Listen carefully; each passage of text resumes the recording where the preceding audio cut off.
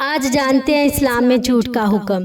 حضرت ام کلثوم بنت عقبہ رضی اللہ تعالیٰ عنہما سے روایت ہے، کہتی ہیں میں نے نہیں سنا کہ رسول اللہ صلی اللہ علیہ وآلہ وسلم نے جھوٹ کی کہیں اجازت دی ہو،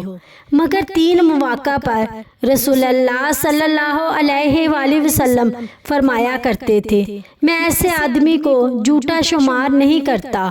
جو لوگوں میں صلح کرانے کی غرض سے کوئی بات بناتا ہو اور اس کا مقصد سوائے صلح اور اصلاح کے کچھ نہ ہو، اور جو شخص لڑائی میں کوئی بات بنائے اور شوہر جو اپنی بیوی سے یا بیوی اپنے شوہر کے سامنے کوئی بات بنائے۔ رسول اللہ صلی اللہ علیہ وآلہ وسلم نے اس حدیث مبارکہ کے ذریعے یہ تعلیم دی کہ اسلام میں اصل بنیاد سچائی ہے اور جھوٹ کی کوئی عام اجازت نہیں، البتہ جہاں لوگوں کے درمیان صلح کرانا، مسلمانوں کی حفاظت کرنا یا میاں بیوی کے تعلقات میں محبت اور خوشگواری پیدا کرنا مقصود ہو،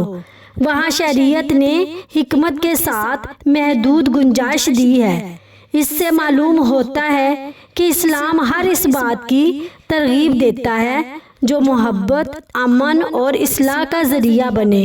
اور ہر اس چیز سے روکتا ہے جو نفرت، فساد اور اختلافات کو بڑھائے۔